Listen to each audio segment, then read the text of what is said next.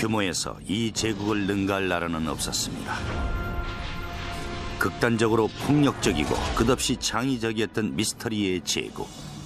한자리에서 4,000년을 이어온 지구상의 유일한 제국 중국. 막강한 권력의 황제들은 대규모 농민군을 동원해 역사의 길이 남을 건축물들을 남겼습니다. 수은 강물이 흐르는 금으로 장식된 무덤. It's hard to believe that something like that could be purely the product of human labor. 세계 최장의 운하. 세계 어느 제국보다도 강력한 함대. 하지만 어떤 구조물도 지구의 표면을 바꿔놓은 이 기념물과 비교할 수 없습니다. 바로 만리장성이죠. This is the biggest project management in history.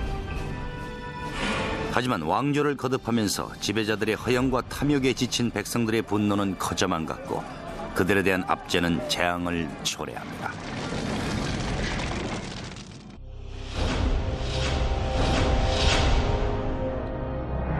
문명 발생 초기부터 중국은 존재했고 아직도 존재하죠. 안녕하세요. 피터 웰러입니다. 이집트가 피라미드를 올리는 동안 중국에는 이미 화려한 왕들의 궁전이 지어졌습니다.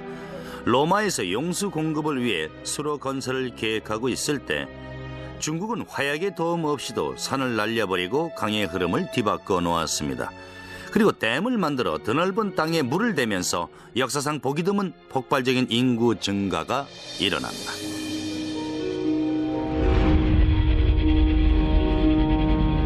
(4,000년) 전 미국보다도 30% 더 큰 광활한 지역에서 중국 문명이 일어났습니다. 하지만 수세기 동안 중국은 혼란에 휩싸였죠. 여러 개의 왕국이 권력을 잡기 위해 다투었습니다. 언제나 전투와 분쟁이 끊이질 않았죠. China was, as we think of it today, more or less, was made up of a number of states, all of which were fighting with one another for supremacy. The period was called the Warring States. 기원전 3세기경 가장 강력하고 무자비한 왕국이 세력을 형성하기 시작합니다. 서쪽 지방에서 일어난 이들 세력은 호전적이고 무자비한 데다 커다란 야망을 품고 있었습니다. 이들은 7개 나라를 모두 통일하겠다고 결심합니다. 그들이 바로 진나라입니다. 최초로 중국을 통일한 진은 역사상 가장 거대한 규모의 제국을 건설합니다. 진나라는 비옥하고 드넓은 농토와 중국 내의 곳곳은 물론 외국으로까지 연결되는 실크로드 같은 주요 무역로를 기반으로 번영을 이어갑니다. 그들은 전쟁 기술 면에서 다른 왕국보다 우수한 2가지 장점을 개발했습니다. 우선 주변 유목민과 야만족에게서 기마술을 도입했습니다. 그리고 그들은 전쟁의 방식 자체를 변경했죠. 지금까지의 전쟁은 소수의 귀족들이 전차를 타고 대결하는 방식이었습니다. 하지만 당시 새롭게 개발된 금속 제조 기술로 무기가 대량 생산되면서 새로운 종류의 전사들, 즉 보병이 탄생하게 됐습니다. It was a time when the use of iron became much more widespread. So just at the same time as infantry armies, which tended to be much larger, came in, so it was possible to make more weapons. 획기적으로 변경된 전술을 바탕으로 진은 중국 전역을 정복해가기 시작합니다. 승전을 이어가던 진나라에 한 가지 고민이 있었습니다. 거대한 군대를 유지하기 위한 엄청난 양의 식량을 조달하기 어려웠기 때문이죠. 문제 해결의 책임을 맡은 사람은 이빙이라는 관리였습니다. 진나라의 태수로 역사상 가장 위대한 수력공학자의 한 사람이죠.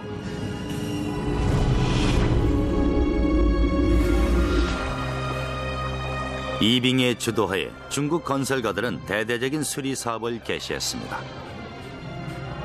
수세기 동안 민강은 겨울엔 가뭄과 여름엔 홍수를 일으켜 중국인들을 괴롭혀왔습니다. 이빙은 민강의 수력을 이용해야겠다고 결심합니다. 계획의 중심은 강에 뚝을 쌓아 전혀 새로운 물길을 만들어내는 것이었죠. 뚝은 홍수를 예방해 줄 뿐만 아니라 경작에 필요한 관계 용수를 끌어들일 수 있도록 설계됐습니다. 하지만 건설 작업은 큰 난관에 부딪혔죠. 관계 수로가 지나는 길을 가로막고 있는 천산 때문이었습니다.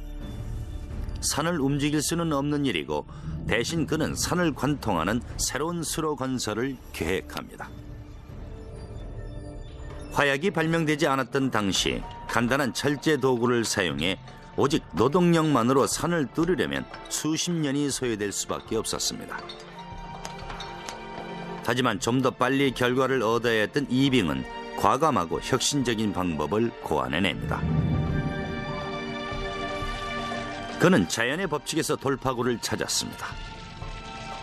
먼저 불을 피워 바위를 뜨겁게 달군 후 거기에 찬물을 끼얹습니다. 바위가 작은 조각으로 깨지면 그것을 깎아내는 방법이었죠. 공사가 시작된 지 8년 만에 이빙은 산을 관통하는 수로를 완성할 수 있었습니다. 이번엔 민강의 물을 새로운 관계 수로로 끌어들이기 위해 거대한 뚝을 건설할 차례였습니다.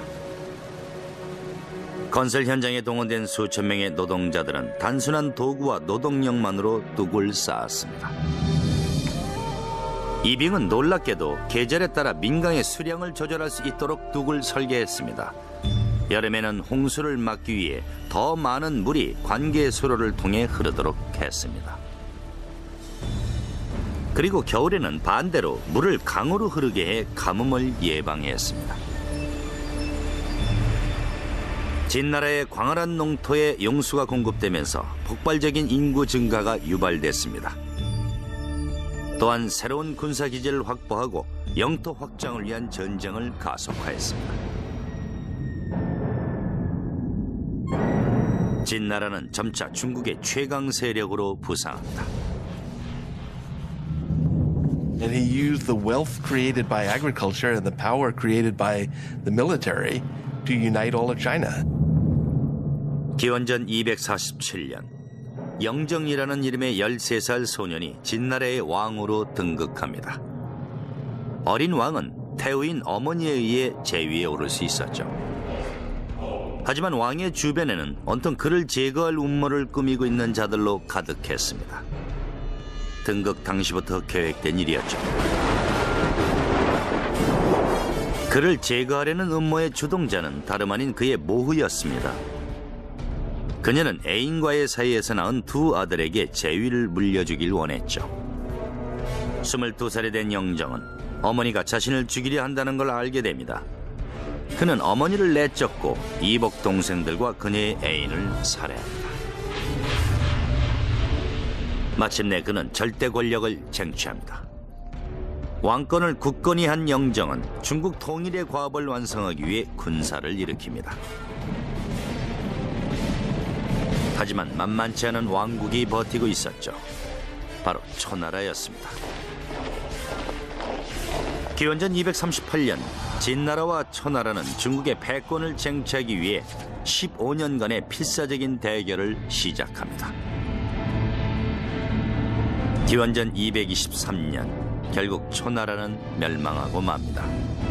중국 통일에 방해가 되었던 마지막 강적이 제거된 것입니다.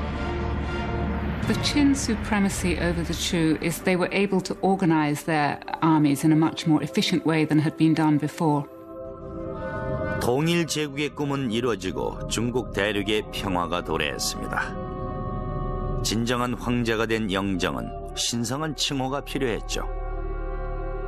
그는 첫 번째 황제를 의미하는 시황제라는 칭호로 중국은 물론 전 세계에 널리 알려지게 됩니다. 황제는 그의 왕조가 만세를 지속할 것이라고 장담합니다. 그의 치세에 중국은 역사상 가장 위대한 건설 프로젝트를 개시합니다.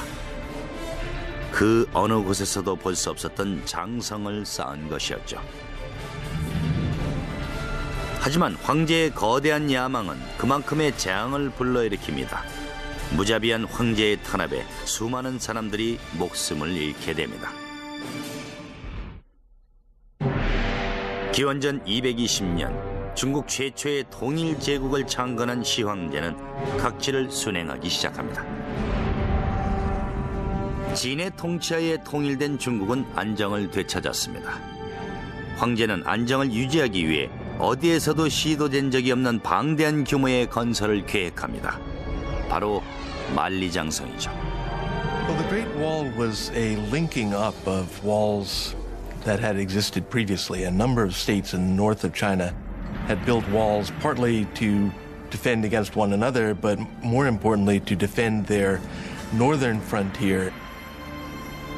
현존하는 장성은 현대 건축술에도 뒤지지 않을 정도로 견고합니다. 국경을 따라 수천 킬로미터나 이어지는 이 난공불락의 장성은 거대한 중국 대륙을 외부로부터 봉쇄했습니다. 장성은 말 그대로 기다란 성벽이라는 뜻이죠. 미국 영토보다도 넓은 지역을 감싸고 있는 장벽은 여러 갈래로 뻗어나간 것을 모두 합치면 9,600km가 넘는다고 합니다. 정말 대단하죠.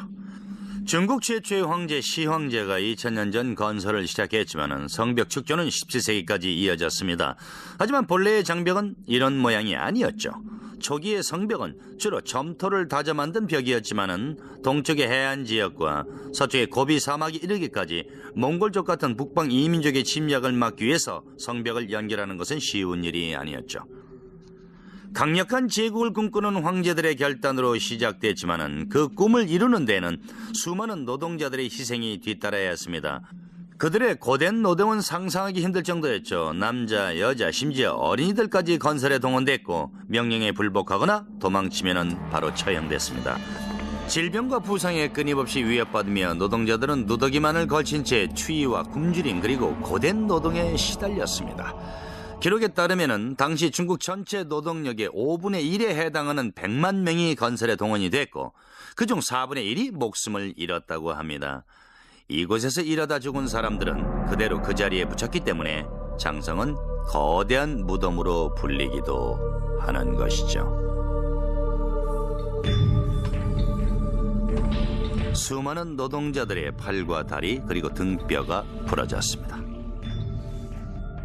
There is very moving poetry, mostly written by wives and mothers, about young boys going off and working on the Great Wall Project, not having food, dying in the cold winters, and never returning home. 하지만 노동력만으로 해결되지 않는 문제가 있었죠. 워낙 광활한 지역이라 지형에 따라 동원되는 자재도 제각각이었습니다. 건축가들은 가능한 한 기존의 성벽을 이용하려 했지만 대부분 새로 지을 수밖에 없었죠. 그들은 확보하기 손쉬운 자재를 이용하는 방법을 고안해냈습니다. The tamped earth method is what in Chinese is called a hang tool. What this means is that you build a wooden frame to enclose the wall, and you start low with, say, 2 boards parallel. And then you pour some gravel and some sticks and some clay, and then you use the end of a log to beat it and pound it until it's very, very compact. And then you put another layer in, and you keep doing that. And then you put other boards on the outside to hold it in place. And you keep going up until you reach the height that you want. 나무 틀과 판자를 제거하면 벽이 완성되죠. 진흙에 섞여 있는 마른 버드나무 가지는 오늘날의 콘크리트 보강용 강철봉과 같은 보강제 역할을 했습니다. 중국을 접하고 있는 남쪽은 단순한 흉벽을 쌓아 방어했지만 북방 이민족과 접하는 북쪽의 벽에는 활 쏘는 구멍이 설치되어 있습니다. 600에서 900m 거리마다 초소가 세워졌습니다. 성벽의 상부에는 군사들이나 마차가 지날 수 있도록 포장 도로를 만들어 각 초소에 배치된 군사들 간의 소통이 원활히 이루어지게 했습니다. 하지만 군사적 목적에 있어서 만리장성은 그리 효과적이지 못했습니다. The wall exists to be defended, but in the long run the wall was not very defensible. Nomads could break through it or go around it, bribe their way through it. 하지만 만리장성은 요새로서의 역할뿐 아니라 중국과 이민족을 분리하는 상징적인 의미를 지니고 있었죠.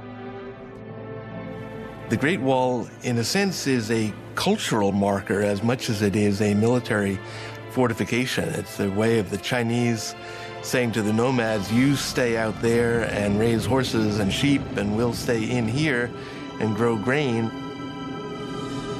기원전 210년경 만리장성은 중국의 험난한 지형에 4,800km에 지어지지 않는 굳건한 성벽으로 뻗어 있었습니다. 하지만 시황제에 대한 분노도 점차 거세지고 있었죠. 많은 이들이 엄청난 노동력을 희생해 건설한 이 거대한 장벽이 재구시를 하지 못한다고 생각했습니다. 황제의 정적들은 다시 한번 음모를 꾸미기 시작하죠. Shi Huangdi's final years were marked by what I think is reasonable to call paranoia. But as the old joke says, just because you're paranoid doesn't mean people aren't out to get you. 실제로 그를 죽이려는 암살 기도가 3번이나 있었습니다. 그 후 황제는 중국을 감옥과 다름없는 곳으로 만들어 백성을 탄압합니다. 그는 자신의 폭정을 기록한 모든 역사 기록을 불태우라고 명령합니다. 그에게 불복하는 자는 모두 노예로 전락하거나 죽임을 당했습니다. 정치를 비난하는 자들에게 경종을 울리기 위해 그는 400여 명의 학자들을 생매장했습니다. 그에 반대한 마다들까지도 추방되고 말았죠. 시황제는 불굴의 의지로 중국을 위대한 제국으로 통일했습니다. 하지만 그의 업적은 말년의 폭정으로 얼룩졌습니다. 망상에 사로잡힌 황제는 또다시 거대한 노동력을 동원해 일찍이 시작됐던 또 하나의 대규모 건설에 박차를 가합니다. 영원한 삶을 영위하기 위한 기념물이었죠. 기원전 220년 진나라의 시황제는 최초로 중국을 통일합니다.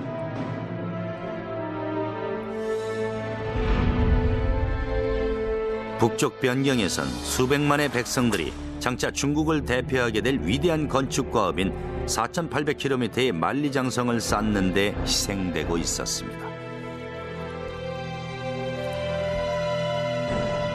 하지만 황제의 야망은 끝이 없었죠. 외부로는 중국의 여러 왕국과 안으로는 자신의 정적들과 싸우는 동안에도 시황제는 70만 명의 노동력을 동원해 도읍지인 시안 근처에 대규모의 무덤을 건설했습니다. 이 건축은 그가 13살일 때부터 계획되어 온 것이었죠.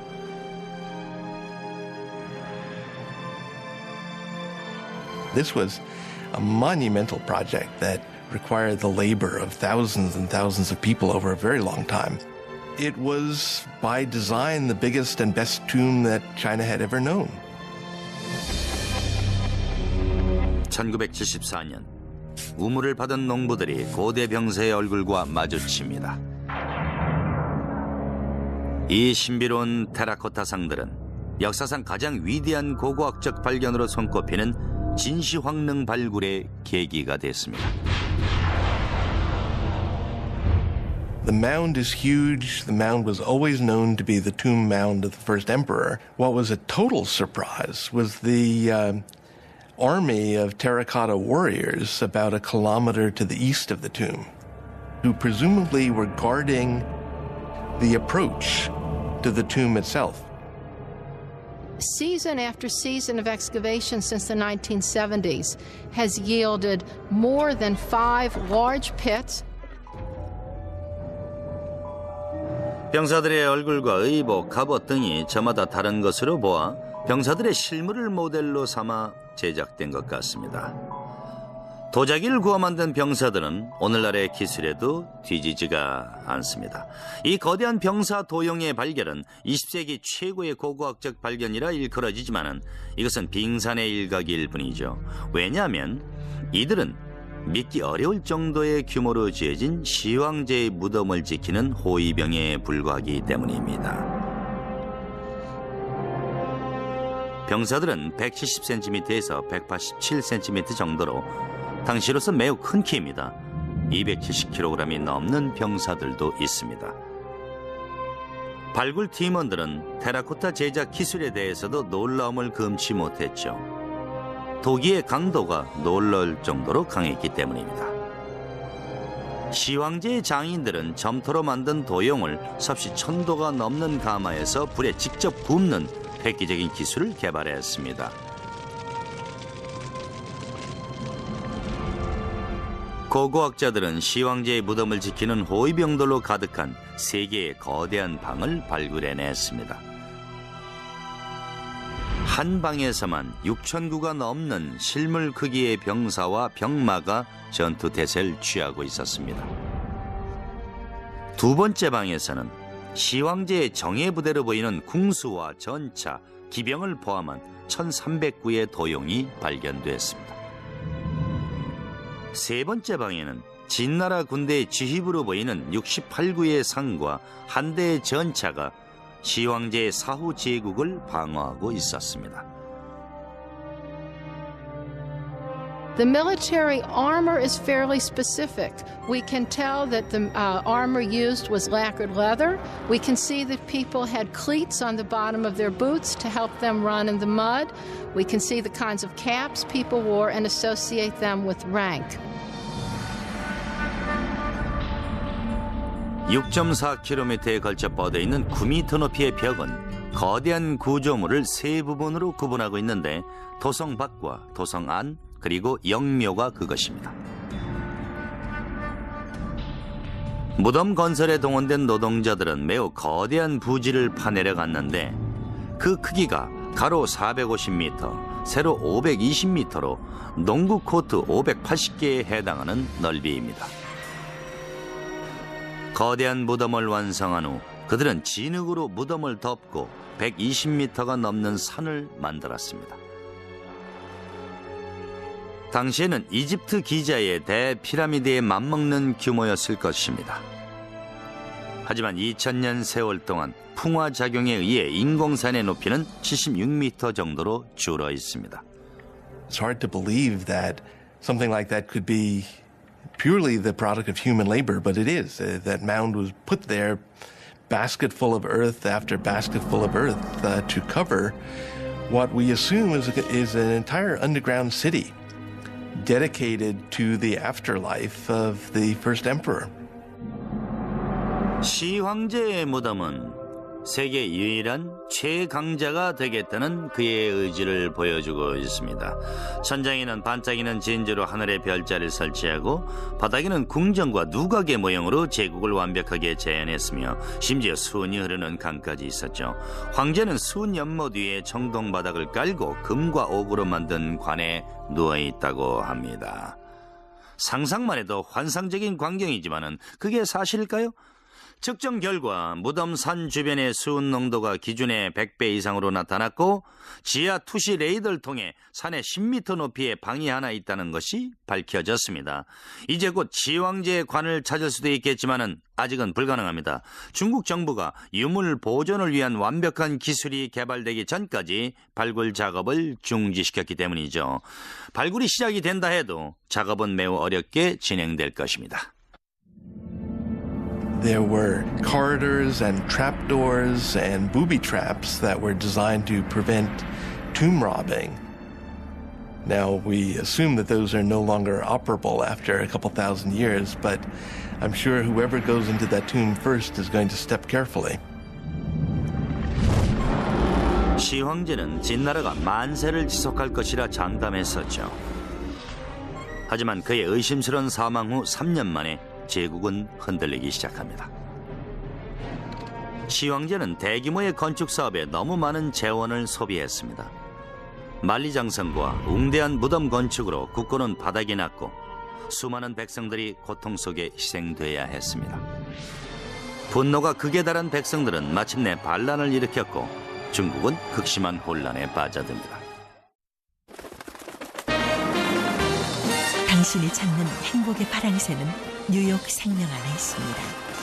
162년 동안 지켜온 신뢰와 가치, 행복한 미래와 키스하세요. 뉴욕 생명. 사라진 문명.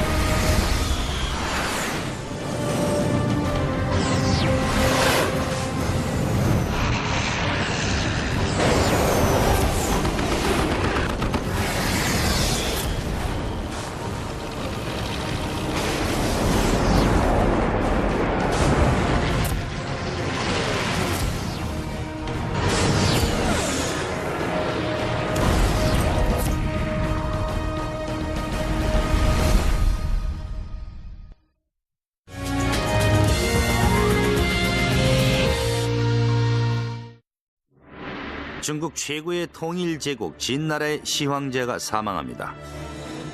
슬퍼하는 사람은 없었습니다. 많은 이들이 무자비하고 혐오스러운 진나라가 사라지기만을 고대했습니다. 황제가 떠난 뒤 제국의 패권을 지르는 권력 싸움이 뒤따랐습니다. In a word, it was chaotic. Very quickly, after the death of Tianshu Huangdi, things fell into civil war with various people vying for power. 기원전 206년 새로운 지배자가 등장해 중국의 혼란을 평정합니다. 반군을 이끌었던 장수이며 영리한 정치가였던 유방은 민중의 마음을 다스릴 줄 아는 사람이었습니다. 이후 4년에 걸쳐 유방은 권력을 굳건히 하고 민심을 안정시켰습니다.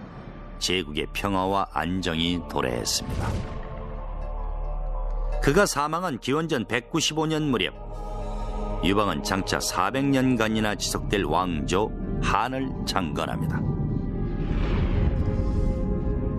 한나라는 시황제 치세보다 더욱 거대한 성벽 건설에 착수했습니다. They extended the Great Wall much further to the west than it had been and set up a set of garrisons and a series of watchtowers that guarded the trade routes out into Central Asia for hundreds of miles to the northwest of the capital. 한은 1.6km에서 4.8km 간격으로 전의 왕조보다 더 많은 요새를 건설했습니다. 이 민족의 침략이 잦은 곳은 450m 간격으로 세워 경비를 강화했죠. 성벽을 지키는 군사들의 임무는 크게 세 가지였습니다. 이 민족의 침략에 대비하는 것, 적진의 동태를 살피고 정보를 입수하는 것, 봉화대를 유지하고 봉화에 필요한 땔감을 확보하는 것 등이었죠. 한나라의 봉화대는 몇 가지의 신호 체계가 있었습니다. 낮에는 깃발과 연기를, 밤에는 횃불을 사용했고 비상시에는 더 큰 횃불이나 북을 사용했습니다. 신호의 방법은 여러 가지가 있었지만은 오늘날의 암호와 마찬가지로 그 내용은 기밀로 붙여져 일반인들은 알 수가 없었죠. 기원전 200년부터 서기 200여 년까지 일개의 공화국이었던 로마가 서구 세계 전체를 아우르는 대제국으로 변모했을 무렵 중국은 동양 최강의 제국으로 군림을 했던 것입니다. 한나라 시절 중국의 인구는 5천만으로 불어났습니다. 제국의 영토는 남쪽의 베트남, 서쪽의 아프가니스탄으로까지 확장됐습니다.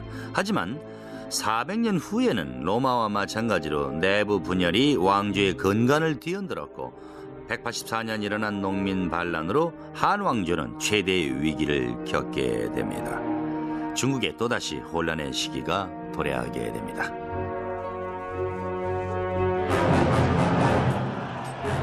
(3세기) 동안 중국 대륙에는 전쟁과 영모, 사륙이 만연했습니다. 혼란의 시기는 또다시 한 명의 무자비한 지도자에 의해 평정됩니다.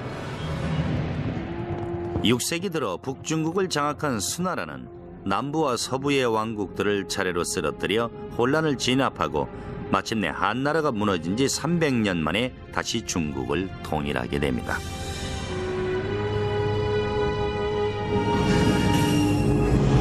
통일 과업을 완성한 2대 황제 양제는 앞서 1000년 동안 존재했던 여러 왕조들의 제도를 기반으로 제국의 기초를 다집니다.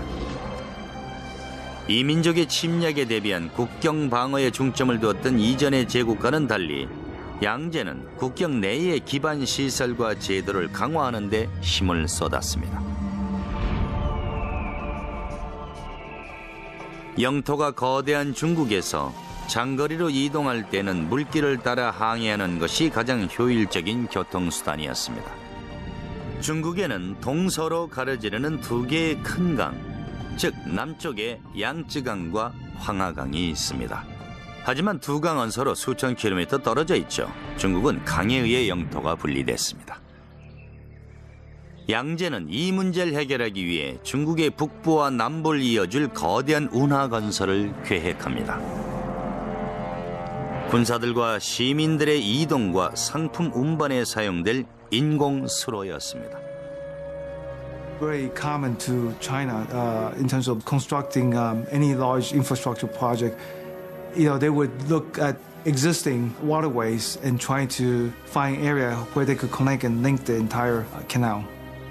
They want to take advantage of the natural geography. 거대한 운하 건설에는 100만 명 이상의 노동력이 동원됐습니다. 대부분 땅을 파는 작업이었죠.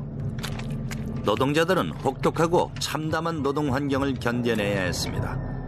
수만 명이 굶주림과 피로, 질병으로 목숨을 잃었습니다. 감독관에게 맞아 죽는 일도 흔히 발생했습니다.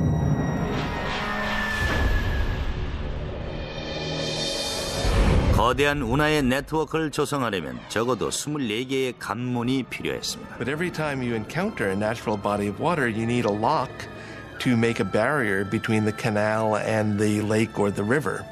When you go up any significant grade, you have to have locks to raise the water and the boats with it to get over any rise in the terrain. 500만 명의 노동자들이 6년 이상을 대운하 건설에 매달렸습니다. When it was built, it stretched 1,200 miles, and it was the longest and most ambitious canal project that had ever been enacted on the Earth up to that time. 황하와 양쯔강이 연결되면서 대운하를 통해 하루에 70km 이상 이동이 가능해졌습니다. 운하 주변의 도시들은 비단과 도자기, 목화의 상업 중심지로 발전했습니다.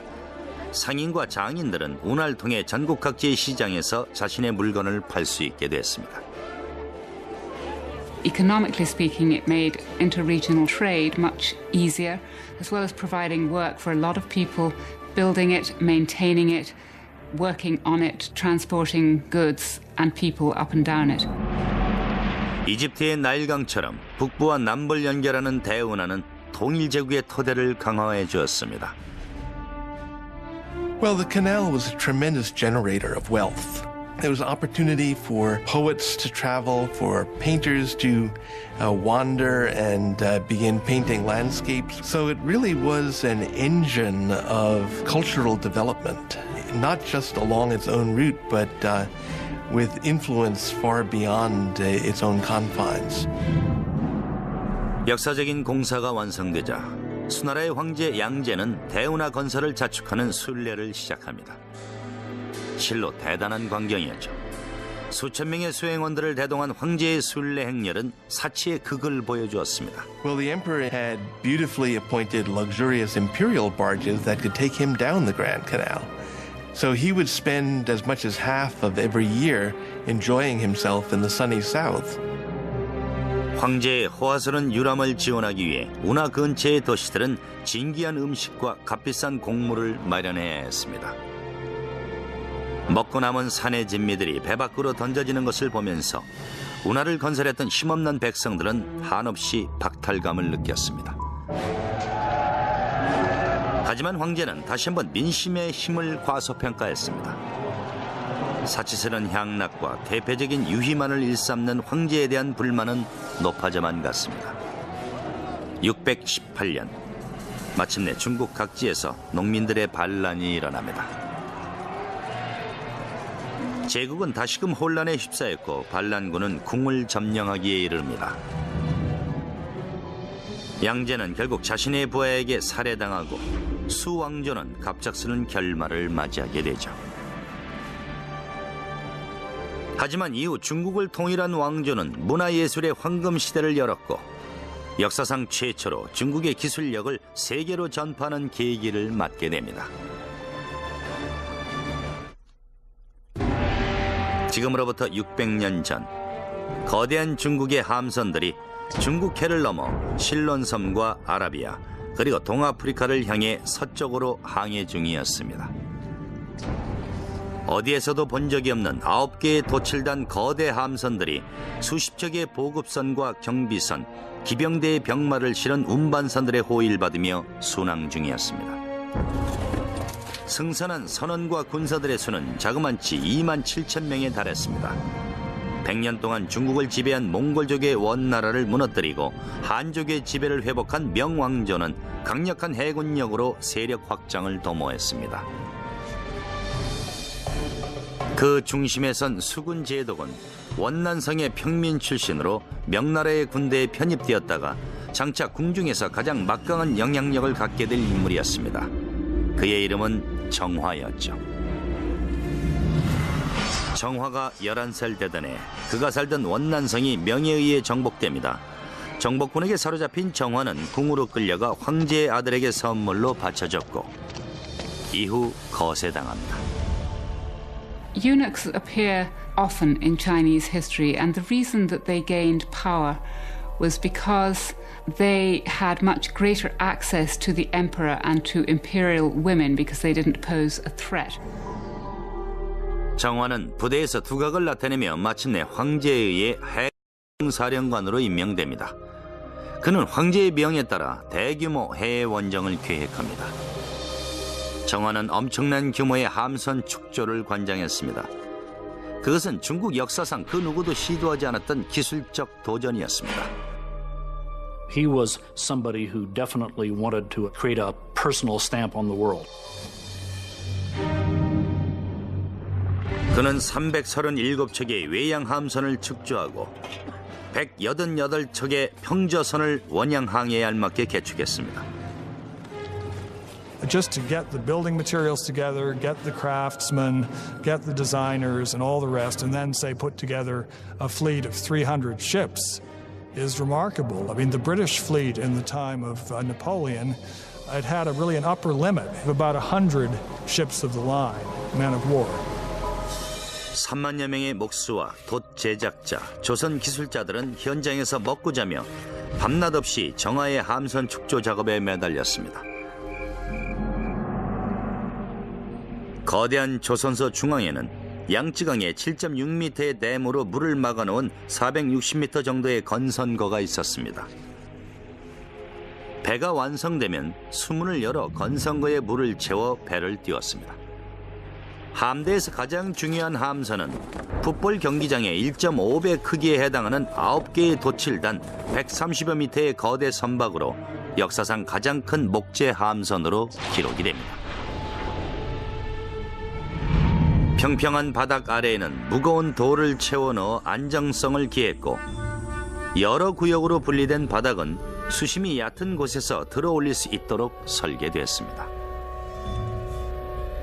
방수 처리된 배의 밑바닥 부분에는 식수와 각종 물품을 보관했는데 마치 대나무 줄기처럼 서로 분리돼 있어 선체가 부서져도 배가 가라앉지 않게 했습니다. 두 번째 갑판에는 선원들의 주거 공간이 설치됐습니다. 부엌과 식당이 있었고 조종실은 세 번째 갑판에 설치됐죠.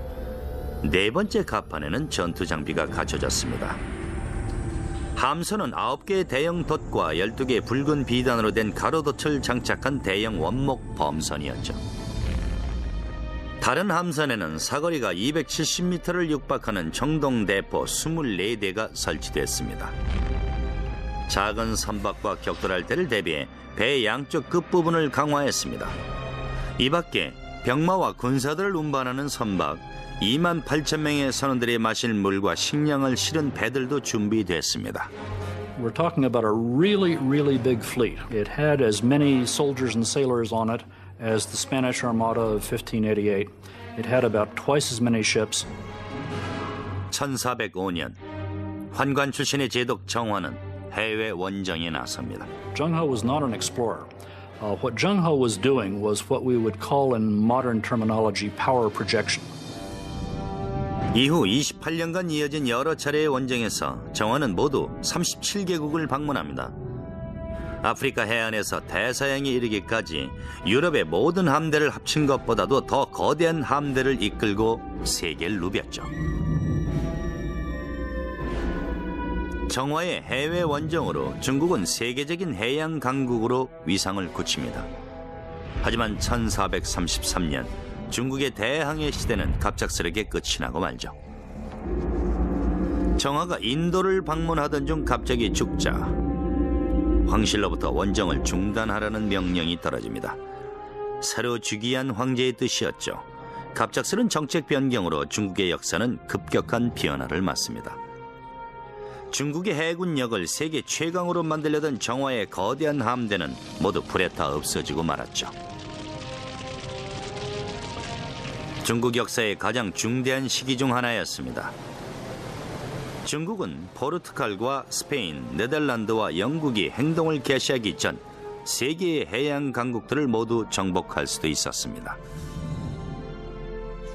하지만 새 황제의 명에 따라 모든 원양 선박이 파괴됐습니다. 심지어 정화의 원정 기록마저 소멸됐죠. 중국의 대항해 시대는 끝이 났고 모든 문이 봉쇄됐습니다. 함대는 사라졌고 세계 해양국들에 대한 중국의 영향력도 모두 붕괴됐습니다. 황제가 왜 그런 결정을 내렸는지는 아직 밝혀지지 않았습니다. 19년 대항해 시대가 끝이 난 지 16년 후 오래전 중국을 괴롭혔던 몽골족이 다시 위협을 가합니다. 그들은 중국의 대대적인 침입을 개시합니다. 이에 명은 앞선 왕조들과 마찬가지로 북방 방위에 힘을 기울여야 했죠. 그들이 개축한 만리장성은 중국 역사상 가장 눈부신 기술력으로 창조된 것으로 오늘날 남아있는 장성의 대부분 당시에 축조된 것입니다. Earlier walls had been primarily made of stamped earth. The Ming walls were faced with brick and stone. They were much more solid, and those are the ones that we can still see parts of today. 끈적끈적한 찹쌀과 불에 구운 석회를 혼합해 만든 접합재는 오늘날의 시멘트와 맞먹을 정도로 단단하죠. 군사 방어 시설로서의 만리장성은 명대에 와서야 재구시를 발휘합니다. 군사들의 주둔지와 전략상 중요한 지점에는 성벽을 이중으로 세워 방비를 강화했습니다. 봉화대 혹은 방공호로 사용될 다양한 크기의 초소가 성벽을 따라 설치됐습니다. 방공호는 군사들의 식량과 무기를 보관하고 숙소로 사용될 만큼 크게 지어졌죠. 내부에는 초소의 꼭대기로 이어진 계단이 연결돼 있고 성벽 꼭대기 측면에는 감시를 위한 작은 구멍이 만들어졌습니다. 명왕조는 화약무기 개발 등 다양한 분야에서 국방력을 강화했습니다. The Chinese have a clear superiority over the Mongols in gunpowder weapons. And as long as the Ming Dynasty could maintain a cohesive enough army along the Great Wall, they were capable of resisting individual Mongol attacks. 명나라 말기 각 지역으로 뻗어나간 모든 성벽을 합해 총 9,600km 이상의 성벽이 중국 북부 변경을 따라 세워졌습니다. 이후 150년간 장성은 굳건히 국경을 지켰죠. 하지만 1600년대 들어서 명나라는 위기를 맞습니다. 한편 북방의 이민족인 만주족은 점차 세력을 키워나가고 있었죠. 1644년 5월 26일 마침내 베이징이 만주족에 함락됩니다. 북방의 이민족이 세운 왕조가 멸망하기까지 다시 250년의 세월이 흘렀습니다. 하지만 곧 중국은 전혀 새로운 형태의 제국, 공산주의 국가로 변모하게 됩니다. 만리장성은 중국의 강력한 군사력과 불굴의 의지를 상징합니다. 역사적으로 세계를 지배했던 많은 제국이 있었지만은 아직까지 같은 자리에 존재하는 제국은 중국이 유일하죠. 수천 년에 걸쳐 수많은 왕조들이 뜨고 지기를 반복했지만은 중국인들은 그때마다 끊임없는 헌신과 희생과 인내로 그들의 제국이 다른 나라에 흡수되거나 역사 속에서 영원히 잊혀지는 것을 막아왔던 것입니다. 이제 막 기지개를 펴고 있는 중국은 또 한 번의 도전을 준비하고 있습니다. 지금까지 피터 웰러였습니다.